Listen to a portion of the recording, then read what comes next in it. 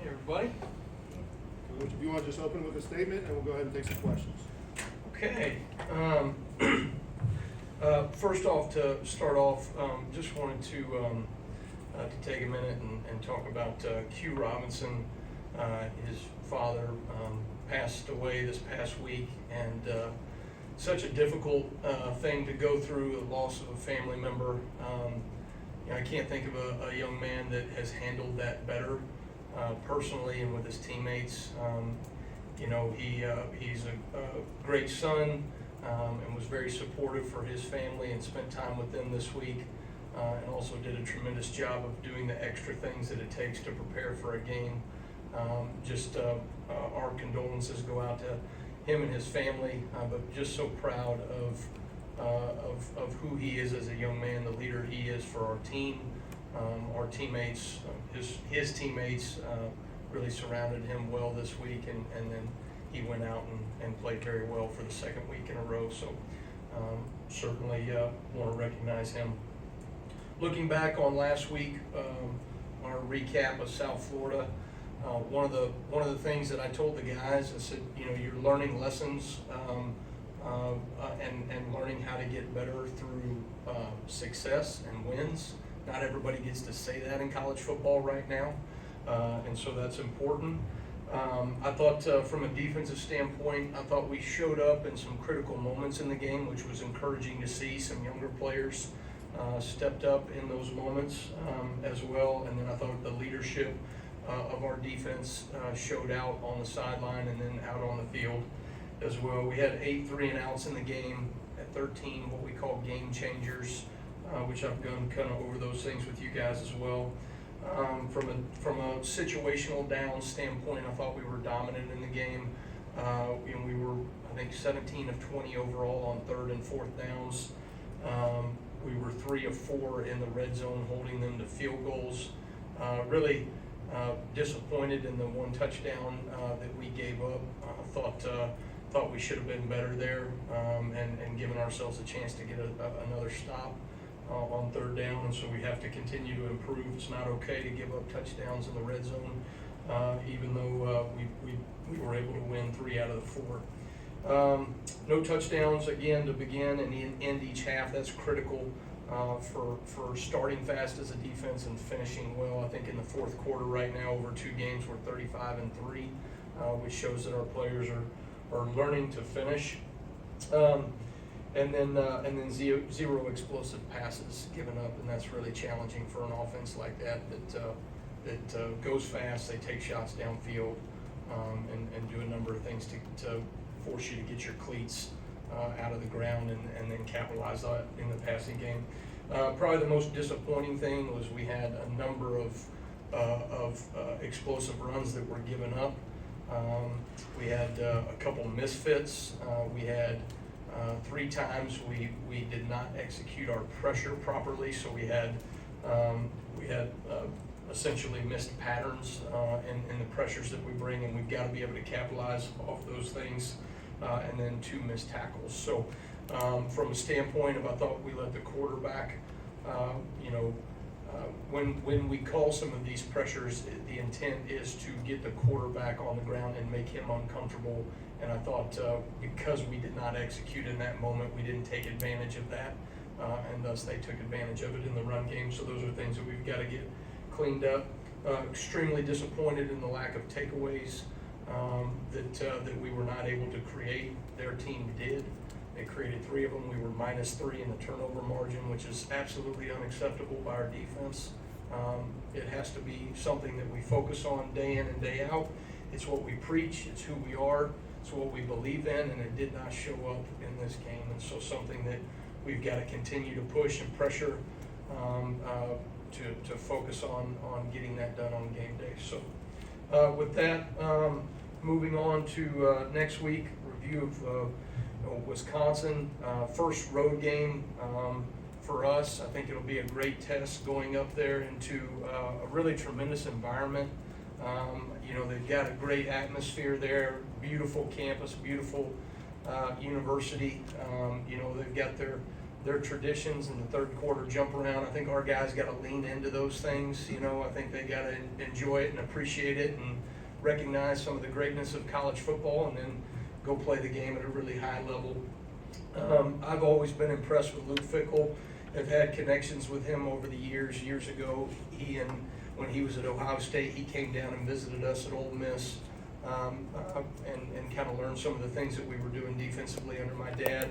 I've kind of kept in touch with him over the years, and very impressed with his teams. I think his teams embody, who he is as an individual. Very tough, very demanding of his players, and you can see that there's a toughness and a physicality in the way that they are playing, and I think they're improving in that in year 2 from what we've seen so far. We're going to be facing a well-established offense. Phil Longo has had success at a number of stops, and has had tremendous quarterbacks that he has developed. Obviously, having another one in Tyler Van Dyke, who is developing in their system. You see him starting to lean in even from week 1 to week 2 and what they're trying to do and what they're trying to accomplish. I think he has had great answers over the years, so very impressed by Phil and what he's done over the years. And I think year 2 you're starting to see some of the new wrinkles that they want to do offensively. I think they're effectively running the ball better than what they did a year ago. You can tell that they're schematically focused on that, and their players from a fundamental standpoint have improved in terms of the run game. So we'll have a good challenge for us. I think they've got some impressive skill, some guys that can win one-on-one matchups, and we'll have to do a great job of mixing zone and man coverage in order to minimize their effectiveness in the passing game. So with that, I'll take questions. All right, thank you, Coach. Front right here. Go, Nick. Yeah, you mentioned no explosive passing plays given up, but there were a few times where they just weren't able to connect, and some busting coverage that way, or just guys who got past their guys. What are some of the teaching points there to make sure that doesn't happen? So there were 2 times where I thought that guys were down the field.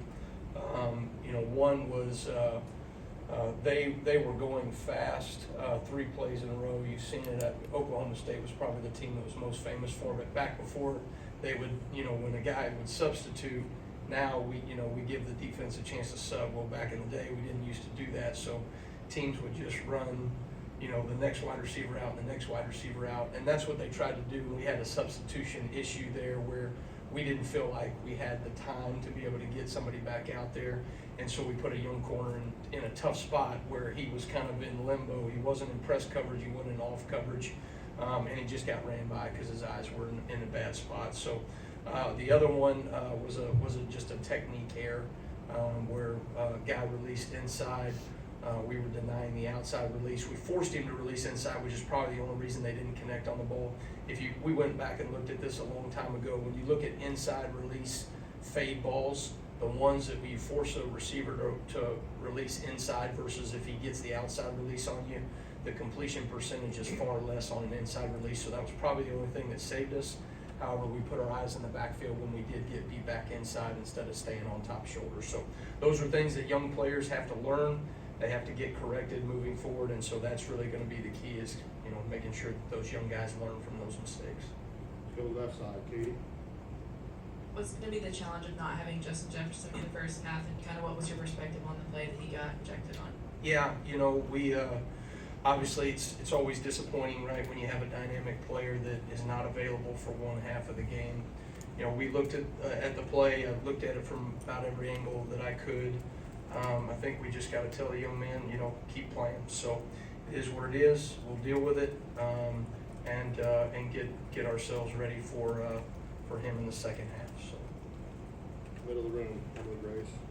Coach, after having a chance to watch some film on Wisconsin along with USF, what do you foresee yourself spending the most time on with the defense this week? I'm sorry, what was the first part of that question? After watching film of Wisconsin USF. Yeah. Wisconsin or USF? Both. Oh, both. Gotcha. Okay.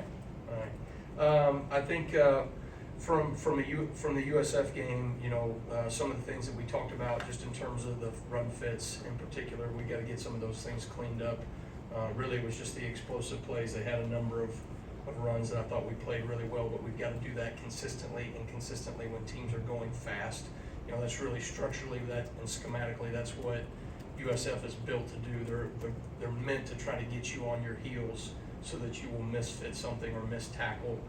And I thought they did that a couple of times against us, so we've got to continue to learn from that.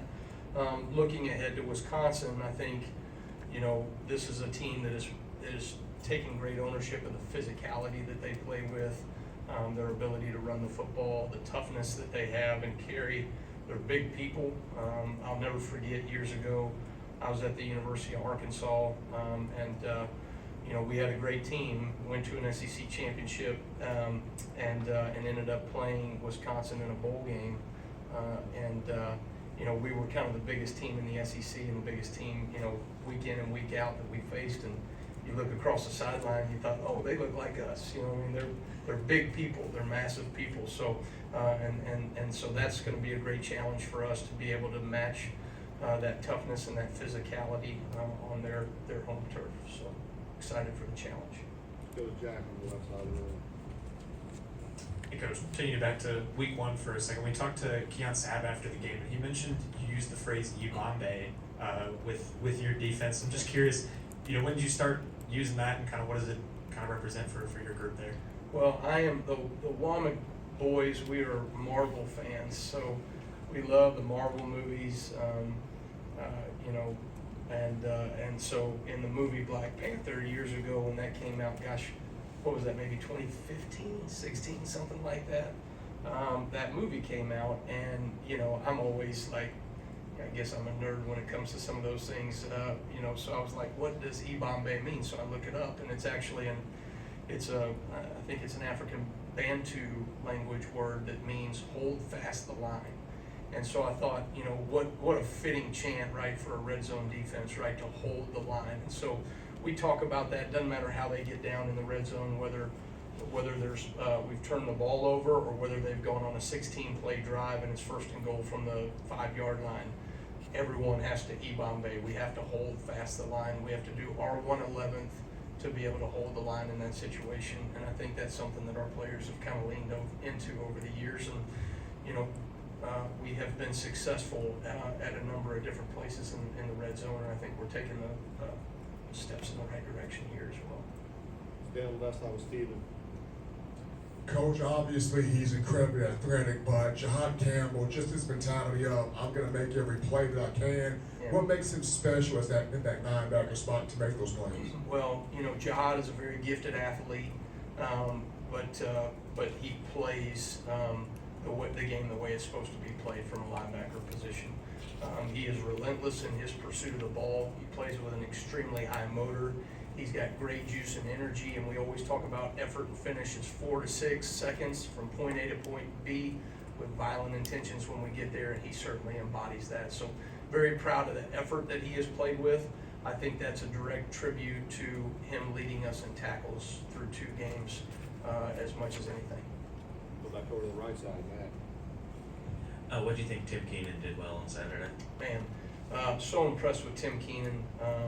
I think fundamentally he is playing with great hand placement, great block recognition, physical up front. He is doing such a better job of disengaging and getting off of blocks from where he was in the spring and where he was a year ago. That was something we really challenged him to be able to create production for himself by finishing plays, right? And I think he has done a tremendous job in that regard. So very proud of the work that he's put in and glad to see that he's being rewarded for that work that he puts in practice every day.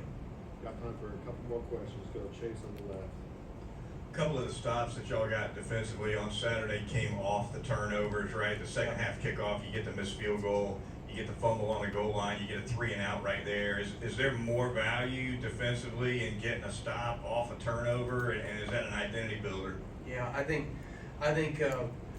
defenses, you can look at it 2 different ways. You can look at it as, hey, there's such adversity and all the momentum is on their sideline, and versus this is an opportunity for us to regain momentum for our football team, right?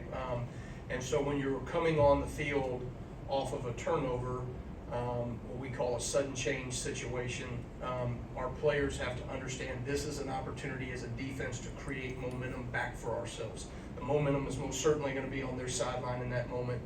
You get offensive coordinators that are gonna be a little more aggressive in that moment. They may open up the playbook in that situation. And so it's really critical, right, that you have great communication. You play with an effort that matches the you know, kind of the motivation that they have and the momentum that they have on that side of the ball. And I thought our players did a really tremendous job in those situations, in those moments of getting stops for the most part. We weren't consistent enough in it, but certainly steps in the right direction. All right, we're gonna finish up with Cody right in the middle. Curious what you saw in Coach Hitchler that made you want to add him to the staff and coach the DBs. Yeah. So Hitch and I had worked together before. Probably the best game day mind adjustment wise that I've been around. He sees things up in the box. Does a great job of being kind of my eyes and ears up there from a communication standpoint on game day. I've been around some really special defensive coaches over the years, and he's probably up there at the top of the list in terms of his ability to create value for as a defensive staff on game day. And so he is somebody I certainly lean on and rely on up there. My dad told me that years ago, if you're going to be up in the box, you better have somebody great on the field. If you're going to be on the field, you better have somebody great up in the box. And I think Hitch does a really tremendous job from that standpoint.